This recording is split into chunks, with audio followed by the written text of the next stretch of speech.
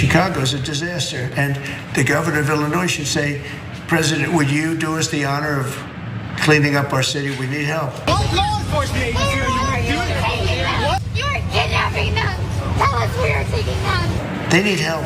It's not nice when you go in and do it, and somebody else is standing there saying, as we give great results, say, we don't want the military in. All right, so Trump's ICE surge into Chicago has started terribly and will likely only get worse after the Supreme Court granted the agency free rein to trample all over everyone's civil rights and round up as many people as possible. And now they're racial profiling. So after months of painting gun crime and murders as the impetus for this coming surge, they're now using a different tragedy as their justification for what they're calling Operation Midway Blitz. So this is from the Department of Homeland Security. They posted this on X. It says DHS is launching Operation Midway Blitz in honor of Katie Abraham, who was killed in a drunk driving hit and run car wreck caused by criminal illegal alien Julio Cucul-Bol in Illinois. This ICE operation will target the criminal illegal aliens who flocked to Chicago and Illinois because they knew Governor Pritzker and his sanctuary policies would protect them and allow them to roam free on American streets. President Trump and Secretary Noem stand with the victims of illegal alien crime, while Governor Pritzker stands with criminal illegal aliens. So, Jackson, what stood out to me real quick, there's more to this story, but I want to get your thoughts on this. They're using this tragedy. It was a drunk driving hit and run car accident, right? Car accidents happen all the time. Drunk driving happens all the time in this country. It's very, very sad anytime it happens.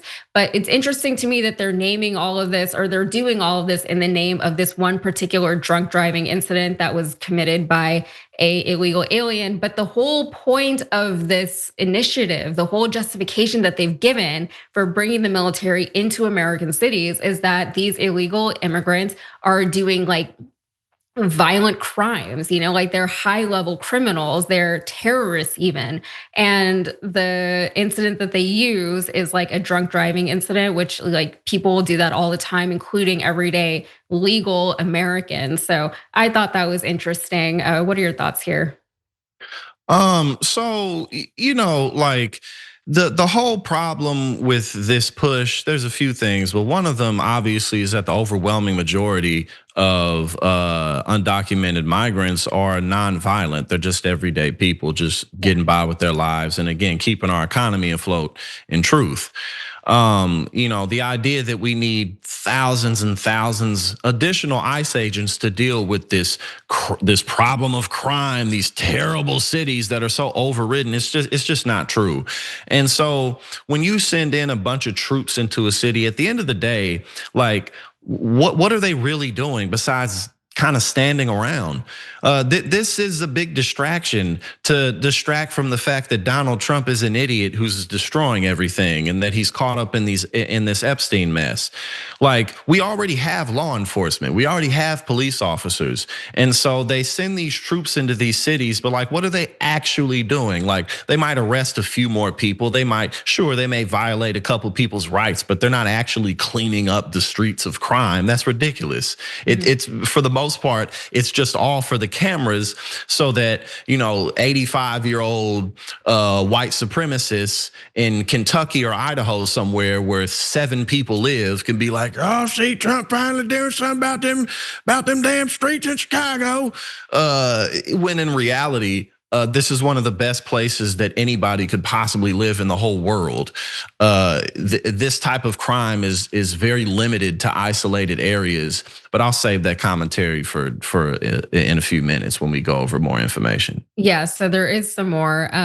Illinois Governor J.B. Pritzker, he has an idea for not just why they're doing this, but why they're doing this right now specifically. Take a look.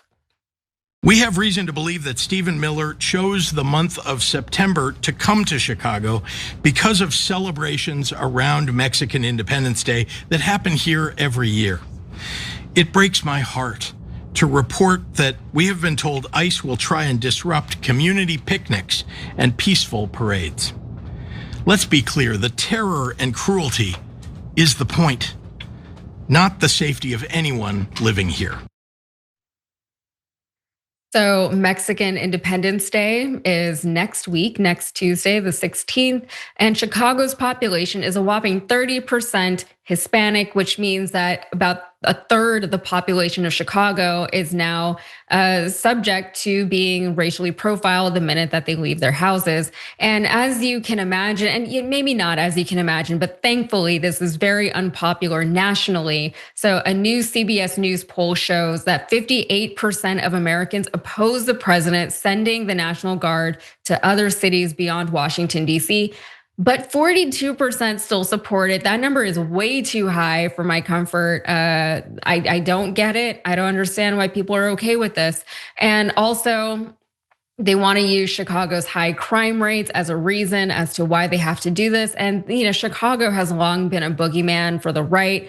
Chicago is the worst. Obama's from Chicago. The crime there is crazy. Don't leave your house if you go to Chicago. Chicago has good parts and it has bad parts, just like any city, Republican or Democrat run. But Chicago's murder rate is actually lower than a number of other cities. So in its most recent data from 2023, more than 100 cities around the world had higher homicide rates than Chicago, including Memphis, Tennessee, New Orleans, Louisiana, St. Louis, Missouri, Baltimore, Maryland, Cleveland, Detroit, and Washington, D.C. And also Trump made it obvious that it wasn't about Chicagoans and keeping them safe when he posted this on Truth Social. This is what he posted, and it was, "I love the smell of deportations in the morning." And it looks like he's, dropping napalm on Chicago. It says, "Chicago is about to find out why it's called the Department of War."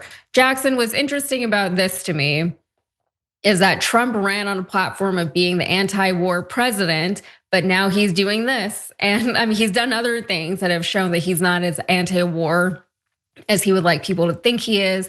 The right, however, they still go with that line. They still say he is the anti-war president, no new wars, whatever. Don't even worry about what's going on off the shore of Venezuela right now. Don't worry about the fact that we're still funding what's going on, the genocide in Gaza, by giving Israel all this money and weaponry. But on top of that, he has given us the National Guard right here at home. So even if it's no new wars abroad, he's just bringing war back home because America first. And also, he's the anti-war president. He's the one who renamed the Department of Defense to the Department of War, which is, it's obviously a lot more honest because that is what the Department of Defense has always been. But he's the guy who said, "I'm anti-war, but this is the Department of War. And my first target for my new Department of War is Chicago." I don't know what to do with any of that. What do you think, Jackson? Yeah, I think that the Department of War, how enigmatic is that really? And what does that? Yeah. Yeah, it's like you said, it's what it is in reality. But for someone who's supposed to be anti-war, it's just the complete antithesis of what you would expect them to do. But Donald Trump is a con artist, and that's what he's always been about. Really, one of the only differences in this term and last term is in this term, he's more crazy, more old and decrepit and out of his mind, and he has less people around him to tell him no. So we're seeing a bit more of his chaos play out than we otherwise would have if we had some of the people that we had in his first term. But like I'm from St. Louis, Missouri, and the crime rate is typically higher. But the truth about that is it's so much more of a perception of crime than a reality of crime, because where all these shootings happen are in very isolated areas that are stricken with poverty. But the overwhelming majority of these cities, you don't have to worry about these types of things. And again, I grew up with dozens of people that I grew up with were shot and killed. So I come from that. But I'm telling you, that's just not the whole picture whatsoever. Most of St. Louis, you don't have to worry about that whatsoever, unless you go to areas that what the hell are you going there for in the first place? And most people who get popped are involved in that type of lifestyle. Yeah, people get shot when they get robbed, but for the most part, gangsters get shot up. And people who live that type of lifestyle, who, mind you, the right does not care about. So if we actually want to address the issues of crime, we have to address the systematic problems that cause it. You know, people not having access to resources, living in environments where the school system is horrible and there's no economic opportunities. Then we can quell these issues of gun violence, or we can do something about the guns, which of course Republicans have no interest in doing either. Again, I live in Chicago. I live on the south side of Chicago, where all this stuff takes place. Not in the worst areas of it, but like, you know, there's the reality of crime is it's just something that people do, and you can understand these behaviors. But Chicago's one of the best places anybody could ever live. It's a beautiful city. There's so much opportunity here. It's amazing, and that's the truth.